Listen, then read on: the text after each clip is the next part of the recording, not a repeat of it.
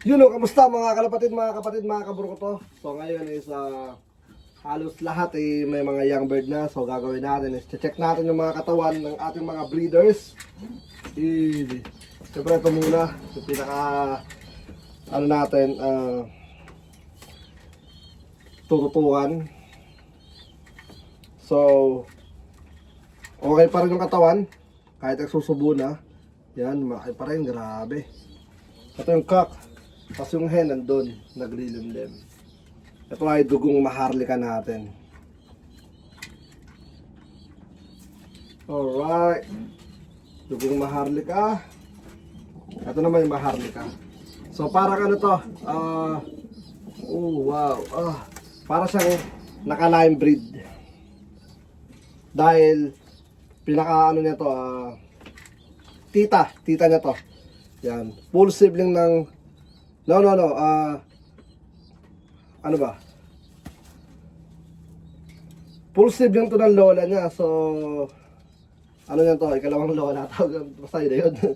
Full sibling ng lola niya. Yung lola niya, yung tatay niyan, yung anak ng lola nito. Parang gulo. Hirap talaga pag may mga lime breed. Basta yun na nga. Yep. Okay pa yung katawan. Maganda. Ayoko lang kasi ingatan ko baka biglang umetas. Yep, solid. Napakaganda ng ano. Katawan. So may mga nagtatanong kasi sa akin, bago tayo magdako sa ikalawa. Ito yung ikalawa. Hawakan ko na. Yun no. Ito naman ay dugong bugaw natin. Ganda pa rin ng katawan. May mga nagtatanong, paano ako nagpapakain ng mga ibon? Kasi daw namimili daw sila. So ginagawa ko hanggat meron pa silang tira dito, hindi ako naglalagay. Dahil uubusin nila yan. Dahil wala silang choice kapag nagugutom ng mga young bird nila is kakainin talaga nila yan. So kasi kapag kalagay tayo ng lagay, ginagawa tinatapon. Ang dami na sasayang. So pagka ganon, ibig sabihin ikaw yung sumusunod sa mga ibon mo. Kailangan yung ibon ang susunod sa atin at maghihintay. So kailangan nilang ubusin kung ano yung binigay natin. Yep. At the same time, syempre tutok din tayo.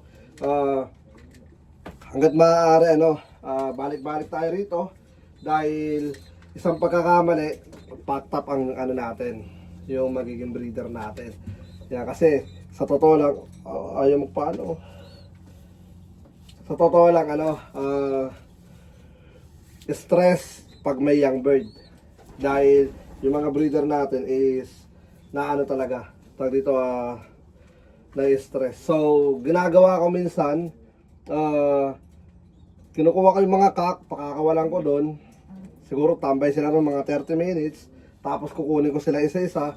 Tapos ibabalik ko sila. Basta tandaan nyo lang kung saan silang cage nakalagay para di sila magkabali-baliktad. Alright, so ito yung cock. Yep. Ito yung pinaka OG. Dugong maharlik. Dugong bughaw. Yep. So nakaparas to ngayon kay Louie Rodriguez. Ang ganda ng katawan. Easy. Ito, nakaparas kay Louie Rodriguez ang nanay ng natin, ang first place natin ng 2022. Yan. Alright, ganda na. Yan, ito. Ang ganda pa ng katawan.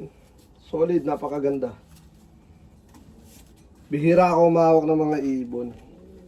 Dahil ayoko sila na-stress. Hawakan ko lang sila, pagsisilipin ko lang talaga. Yep. Ito, malaki na yung young bird na ito eh. Ito yung producer natin 2025. Easy.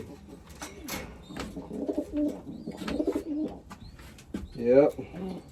Ito yung producer natin ng 2025. Ano naman to? Tawag dito.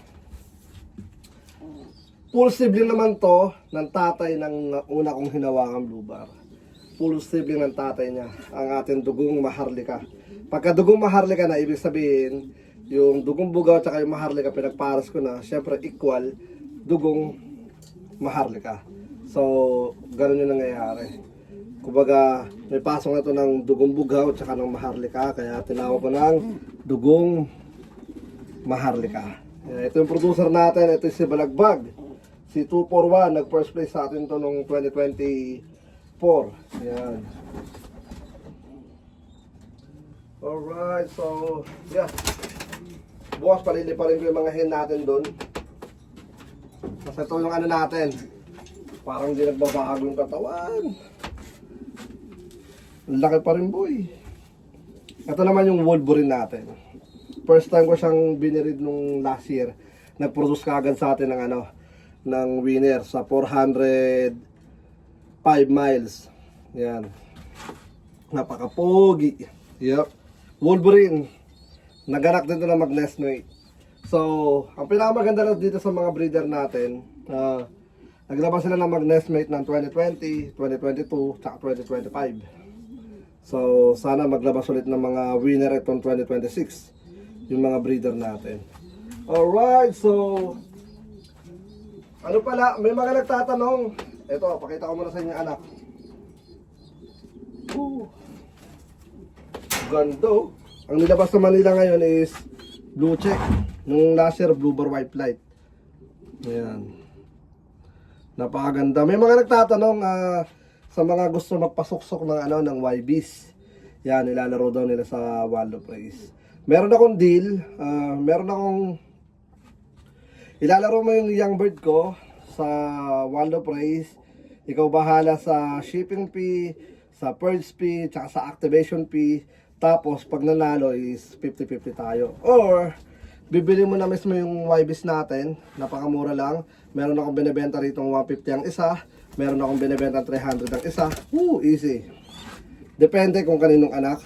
Yan, meron tayong direct dito sa first place natin ng ano, ng Texas Dash 300. So, manalo 'yon.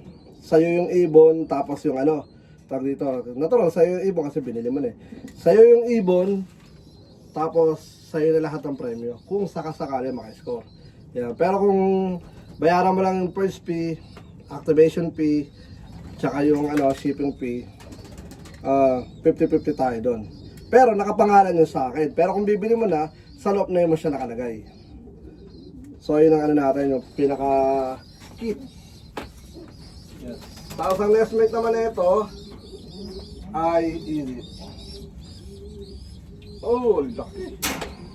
Ang nest mate niya is blue bar. Hati sila this year. Yan. Hati sila isang blue check at isang blue bar. Yan. Pero yung mga first class sa akin muna yun. Papadala ko sa Wildlife Race. Yan. Meron tayong 14. Lulusog niyan mga tol. Yan o. Alaga ni Brown G yan. Nakatutok tayo sa mga yan. Alright. Oh. So may mga ano na tayo dito. May mga malalaki na talaga. Ito tulad na ito.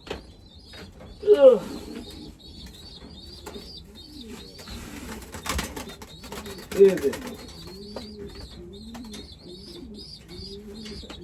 Ito nakita ko to, tumutuka na. Ayan o. Itim na itim, grabe. Ayan, napaka-pogi. Ayan. Ito ay dugong bughaw natin, signature natin. Yun o. Anak to ng dalawang first place natin. First place ng 2020 tsaka ng 2022. So, ano yan, line breed na rin yun kasi dugong maharlika tapos dugong bughaw. Yan, pinakalola. Pinaras ko sa pinakalola. Ito yung nest mate niya. Grabe, ganda ng drop nila. Bilog na bilog. Ito naman yung ano, nest mate niya, blue bar. Yung sa dark. Nailang oh. Yeah. Natuka na eh. Bata-bata pa, let-let pa, natuka na. Easy. You know. Alright. Yeah. So, tingnan natin. Let's see, 2026. Atin ang taon na to. Yan. Atin ang taon na to. Ito si Peter Pan. Yun. Parang wala nagbabago kay Peter Pan. Grabe. Yan, no? Parang wala nagbabago sa mga katawan nila. But syempre, at the same time, kailangan talaga tutok lang. So bukas, papagpag ko sila. Hindi ko naman sila paliliguan. Ayoko na magpaligo. Naranasan ko kasi noong 2021 or 2020. Nagpaligo ko. Namatay yung isang cat. Hindi ko alam kung bakit. Siguro dahil sa init ng katawan, tapos biglang ligo. Ito si Peter Pan. History na ito, 2021 sa Pitch Classic. Grabe yung kwento na ito. Maraming umiyak doon sa race na yun, sa first race. Kasi kahit sino ba namang di masasaktan after ng activation fee, 900 plus na ibon, tapos 100 something lang yung nakauwi sa first race. Yan. Swerte naman tayo, naka 2 times money winner tayo doon. Kaya napakatibay ng ibon na to. So tingnan natin yung magiging anak na, siyempre. Ito yung kapares.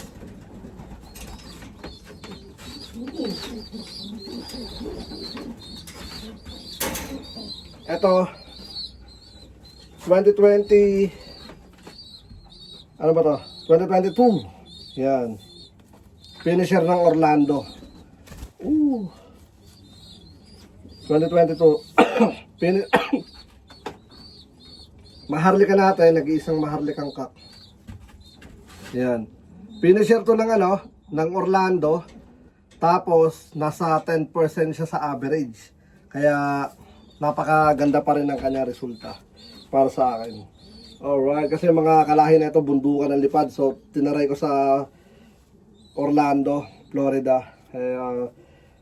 Hindi siya mabilis pero saktuwa lang. Ang pinakamaganda doon, nasa 10% siya ng average. Yeah. Alright, so yun na nga mga kaburo ko to. At marami pa tayong breeder doon. Hindi ko sila maiba-vlog lahat.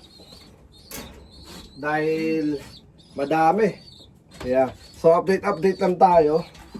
Ito yung lagi ko suot dito kasi para pagpasok, alam na kagad nila, nakikilala yung suot natin. Yan. So hindi tayo maiba sa kanila. Yeah. Alright, so meron na tayong 14-17.